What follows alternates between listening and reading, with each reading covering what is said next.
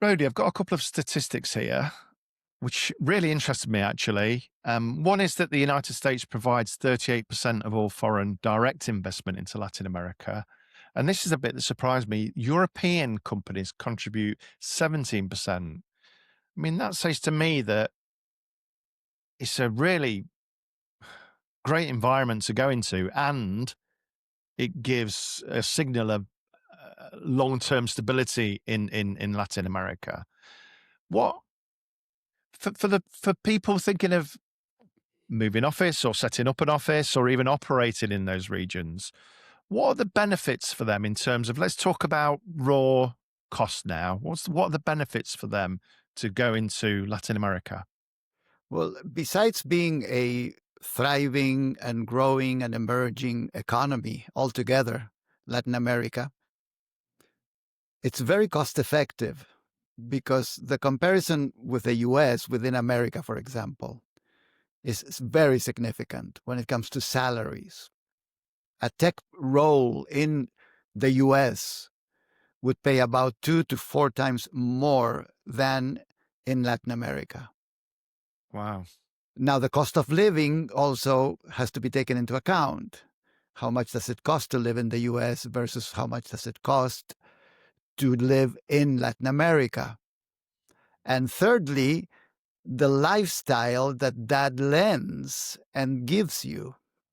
There are just beautiful cities by the coast, if that's what you like. There's beautiful cities in the countryside, if that's what you like. If you prefer it, if you prefer the capital cities, it is all very proportionate, right? In the capital city is the most expensive. You go to the countryside 30 minutes away and prices really drop.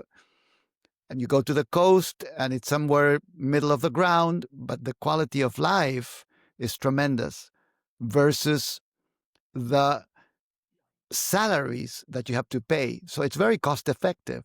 And the satisfaction that you can obtain from that is that you're not overdoing or abusing, if you may, labor. You're paying Mm. them very decently. And that's something that we try to communicate in our consultation with the companies that we work with, so that there's a good calculation of what is paying, if that's what the company wants, above average, because you have the possibility, whether you're in Europe and you have the pound, or you have the euro, or if you're in the US and you have the US dollar, and those are they're stronger and more powerful currencies when converted into the pesos of Latin America.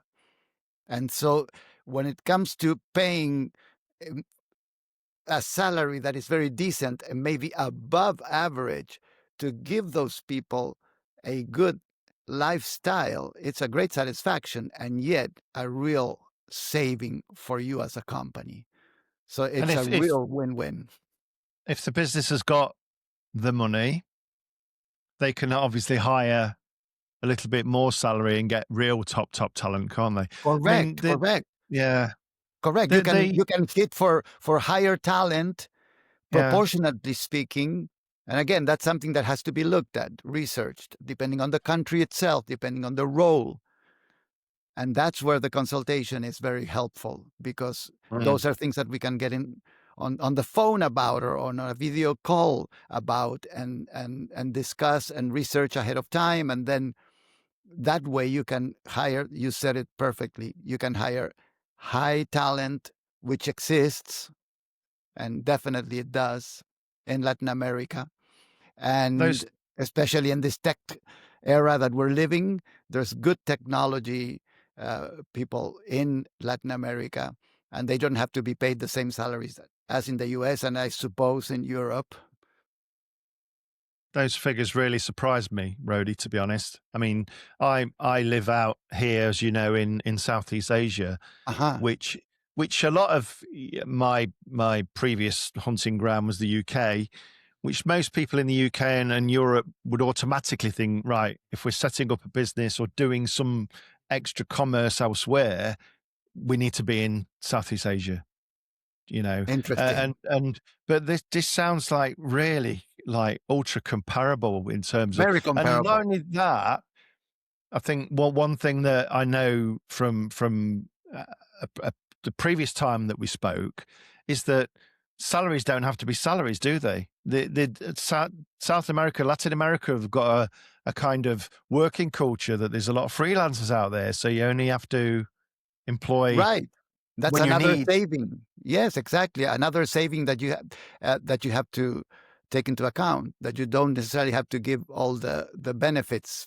I guess it all depends on a case by case basis, but for sure, outsourcing, as the traditional term, which hiring freelancers with high skills can happen, and that's a very cost effective strategy for sure.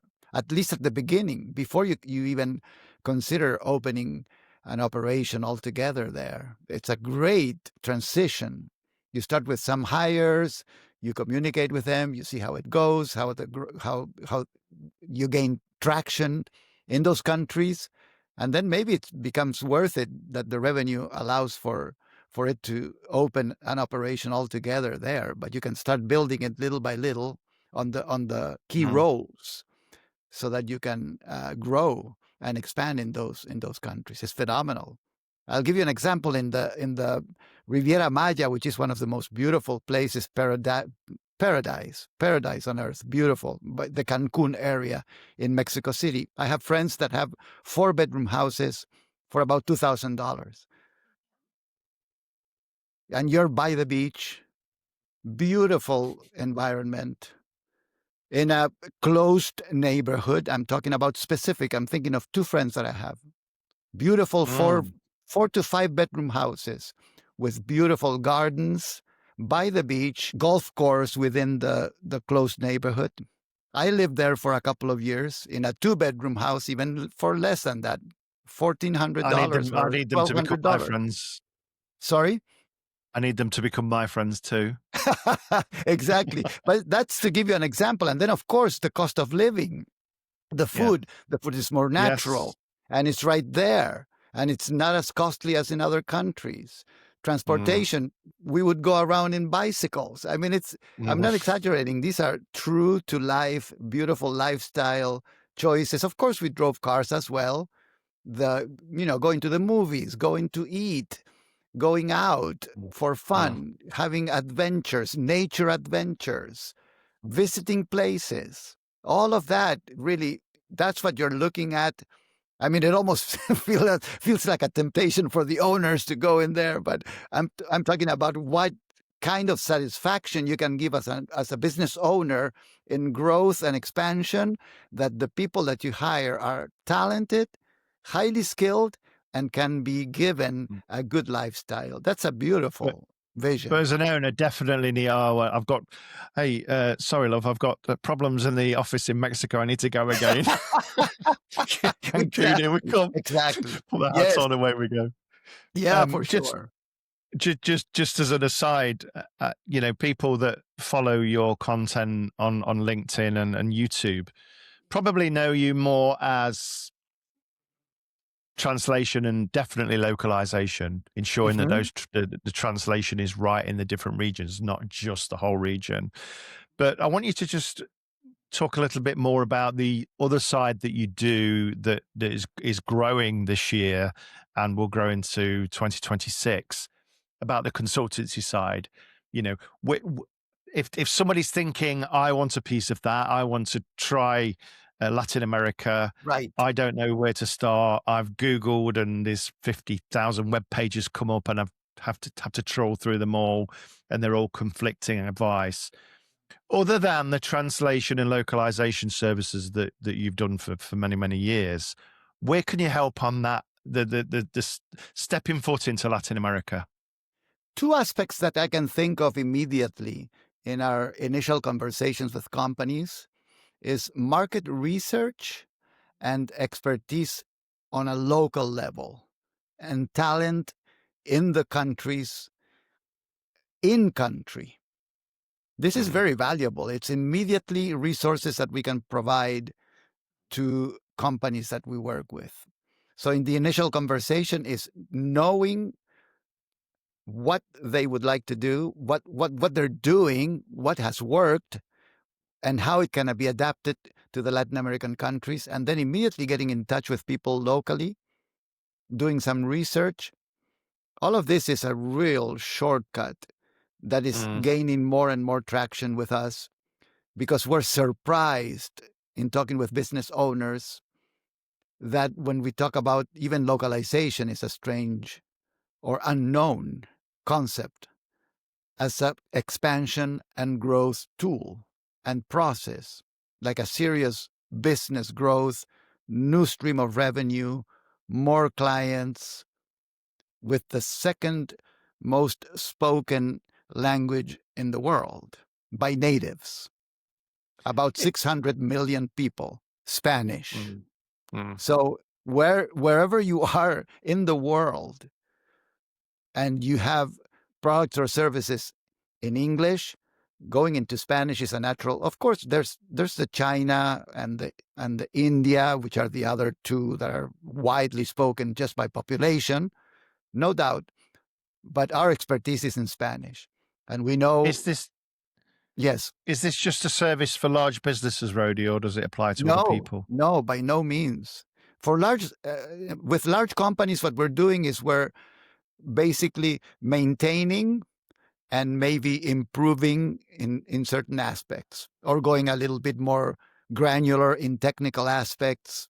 Everybody's working strongly on having really good, well-trained AI tools and AI services. So that's a lot more technical, and that's a service that for sure we're working with global companies on. But a startup and a medium-sized business is a phenomenal way of once you're reaching the basic cap of the $1 million revenue cap, in which you have some growth budget, then it's a very, very effective and it has really good return on investment process going into Spanish and gaining visibility with a large, very good market around the world, especially in Latin America, North America, Latin America, Spain, Spanish speakers in the rest of the world. Great market. Thanks a lot, Rody. Who are you? Let the people know, and where can they find you? So I'm Rody Correa, and I lead Language Global Solutions. You can find us at languageglobalsolutions.com, and we regularly post in LinkedIn, Rody Correa Avila.